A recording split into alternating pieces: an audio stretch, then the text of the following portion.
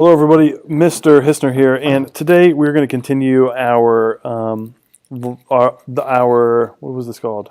Inductive reasoning. Yes, deductive reasoning. We're going to continue deductive reasoning. So yesterday we looked at, or earlier I should say, we looked at the law of detachment, which was very straightforward. And again, this next method of deductive reasoning is again very straightforward. I really urge you not to overthink it. This is called the law of syllogisms, and let's just jump into it. So the law of syllogisms, this allows you to draw a conclusion from two conditional statements, in which the conclusion of the first statement is the hypothesis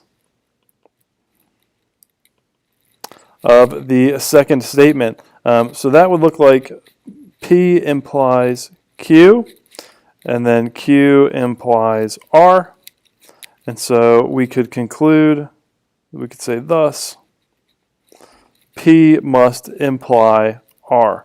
What I like to think about this is like, P just kind of hops over it. Let me put this in terms of numbers.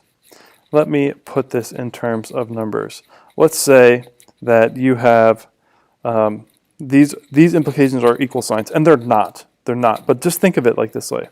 Let's say that we have 2 times 5 is equal to 5 plus 5, which is equal to 10, right?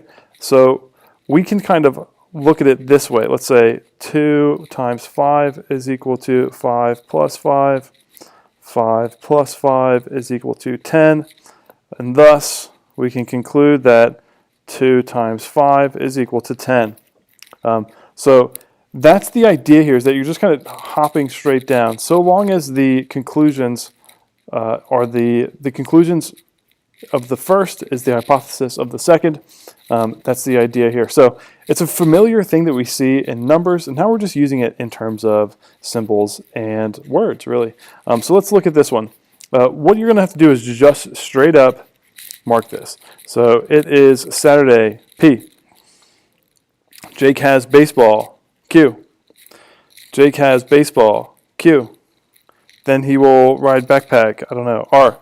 Okay, so this, because these Q's are the same, has baseball tournament, Jake has baseball tournament, now we can conclude that P implies R. So if it is Saturday,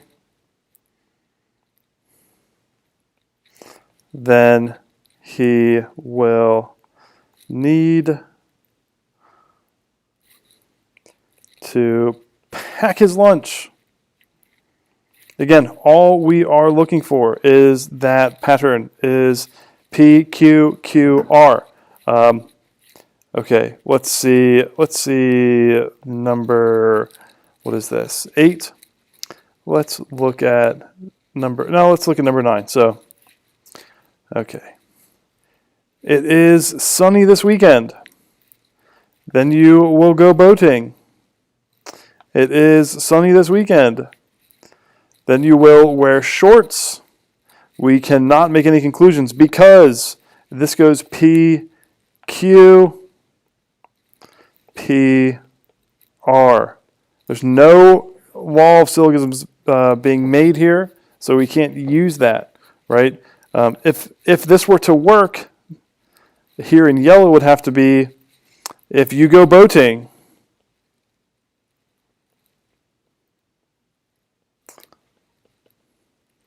right? Then you could make that conclusion because these two bits are happening twice, but that is not the case. And thus you can make no conclusion. And thus you can make no conclusion. So again, don't overthink this stuff. It's just label them. Just do this. Off to the side somewhere. Just label it. P is the first one. Q is the second one. P is this one. Oh, that's not going to work. Let's look at this one. If quadrilateral is a square, then it's a rectangle. If quadrilateral is a rectangle, oh look. P, Q, rectangle, rectangle, Q. This one's different, R. So, yeah, this one works.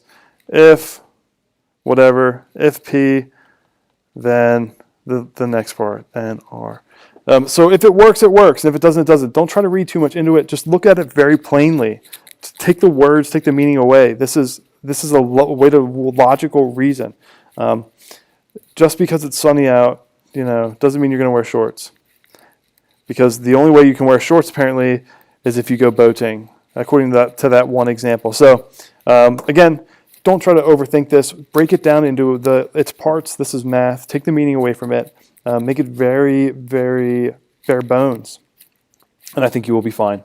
Thanks for watching, guys.